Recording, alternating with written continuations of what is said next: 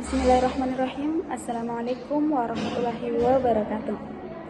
Alhamdulillah, puji syukur kehadirat Allah Subhanahu wa taala dan sholawat beserta salam kami kirimkan kepada Nabiullah Muhammad sallallahu alaihi wasallam. Perkenalkan, saya Nur Azizah Aligia Sirifa Imran selaku moderator dari kelompok 3 yang akan memandu presentasi mengenai logika Fuzzy Cummins.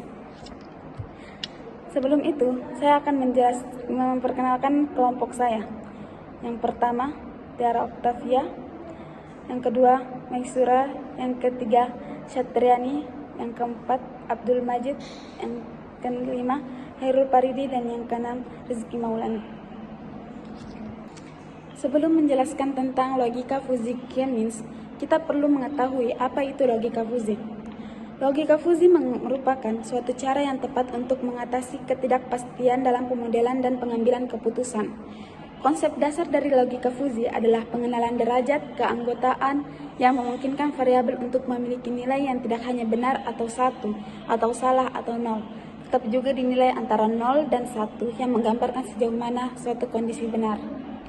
Nah, itu adalah penjelasan tentang logika Fuzzy. Selanjutnya adalah penjelasan mengenai logika Fuzzy Cummins.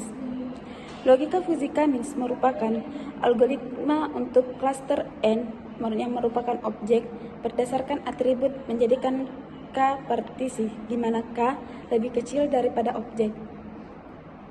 Secara umum, Cummins clustering merupakan salah satu metode data clustering non-hierarki yang mengelompokkan data dalam bentuk satu atau lebih klaster atau kelompok. Selanjutnya, karakteristik Cummins. Yang pertama, Cummins sangat cepat dalam proses clustering. Yang kedua, Cummins sangat sensitif pada pembangkitan sentroid awal secara random. Yang ketiga, memungkinkan suatu cluster tidak mempunyai anggota.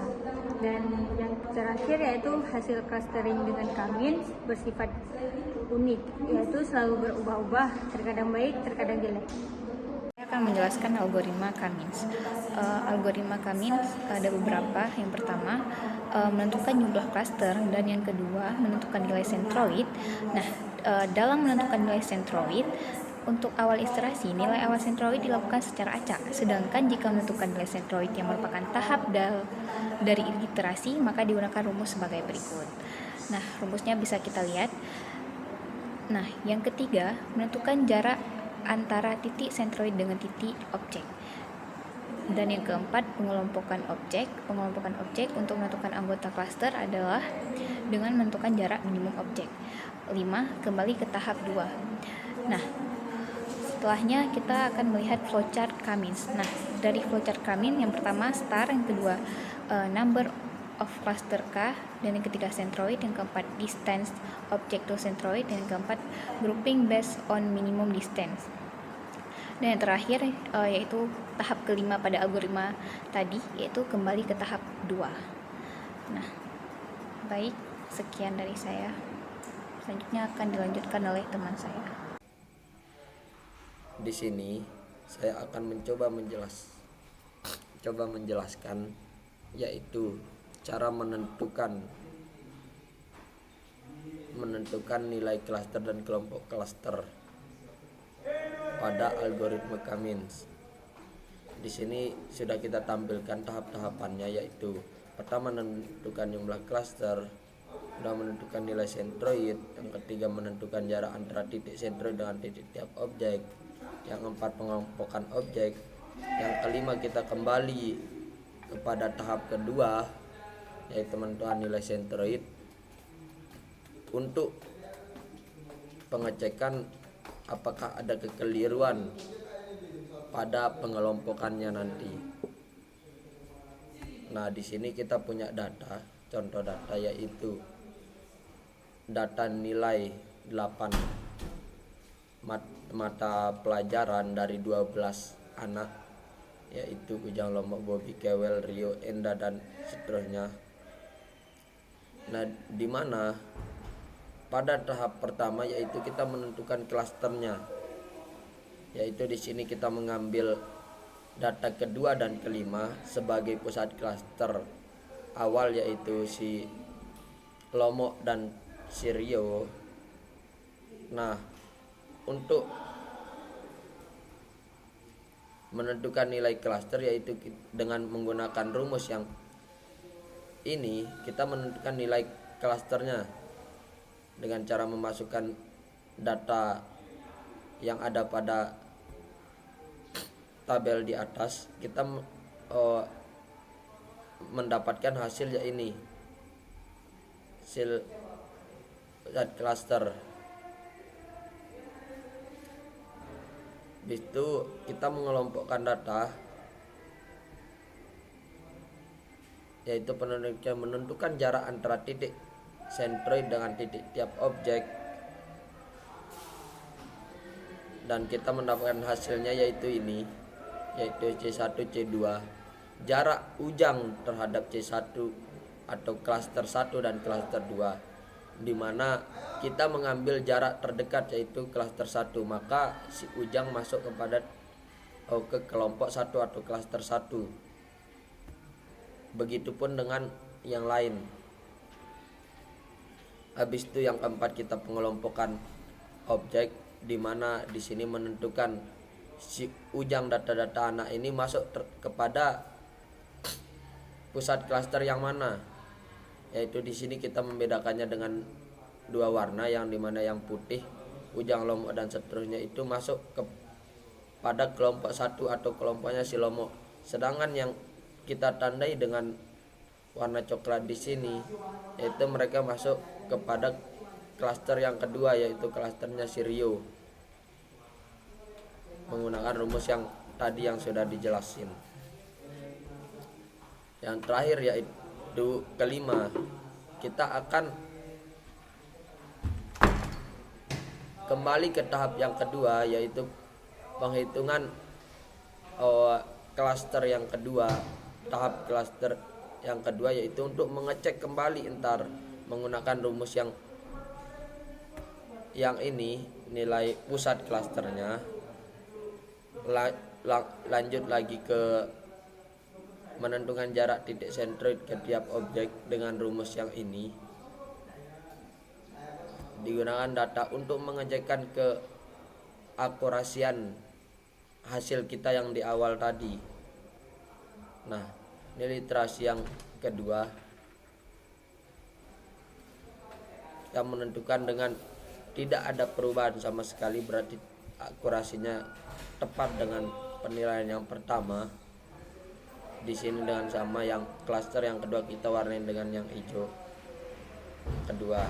Untuk mungkin cara penghitungannya, cara manualnya mungkin kita sudah jelaskan kemarin di kelas, dan ini untuk secara gambaran umum saja. Mungkin hanya itu yang bisa saya sampaikan. Sekian dari saya. Selanjutnya saya akan menjelaskan tentang program, yang mana di sini saya menemukan pandas sama matplotlib. Untuk programnya kita ambil dari Excel, langsung impor ke Python. Di sini fdmas sama dengan kita impor. Untuk CSP-nya kita read di book1.csp, namanya sama di Excel. Oke. Ini adalah di script ini adalah nilai rata-rata dari data Excel kita. Selanjutnya untuk infonya, dari data tersebut tidak ada nilai 0 atau 0. Untuk membuat diagram matplotlib, kita masukkan data tersebut, dan ini adalah diagram dari data kita tadi. Oke, untuk mencari klasternya kita menggunakan X-string sama dengan fdmas, yang mana fdmas ini data dari Excel tadi. Oke, dari scalar import ke min-max scalar, biar bisa kita transform X-string-nya.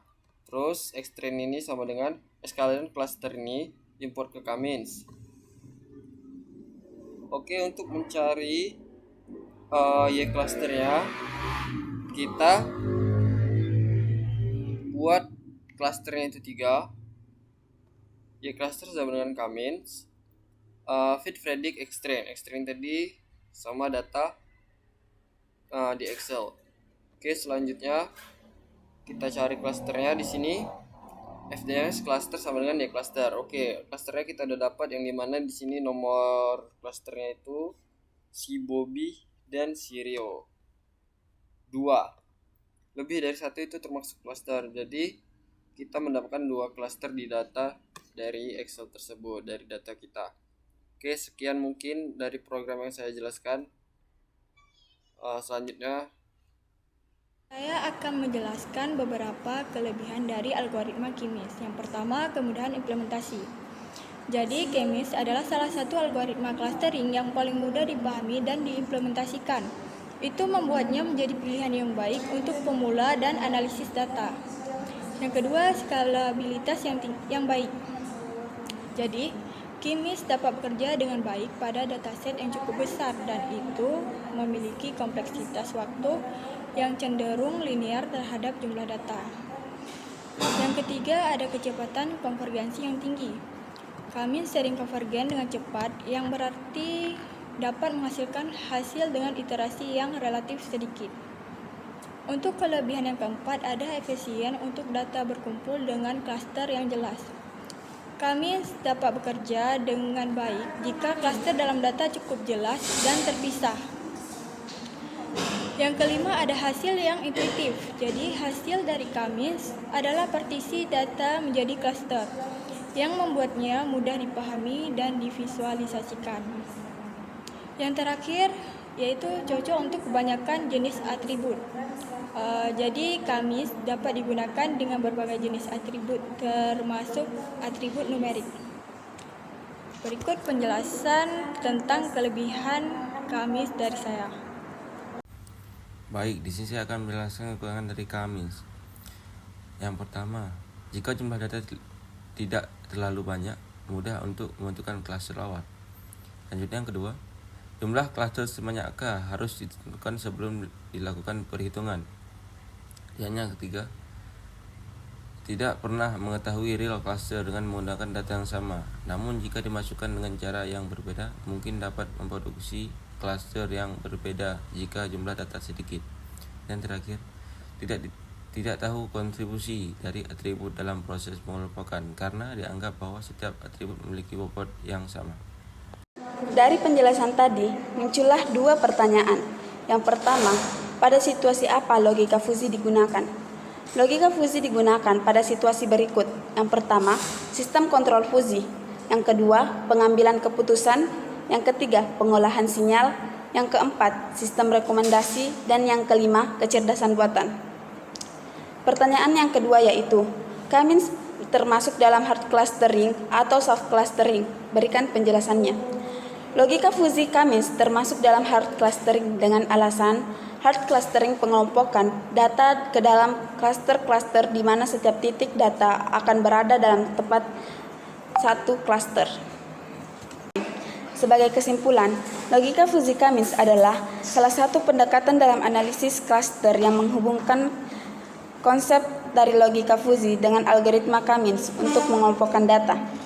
KMIS mempunyai kelebihan yaitu sederhana dan mudah dimengerti, komputasi yang cepat, skabilitas yang baik, pengelompokan yang jelas atau hard clustering, dan penggunaan yang jelas.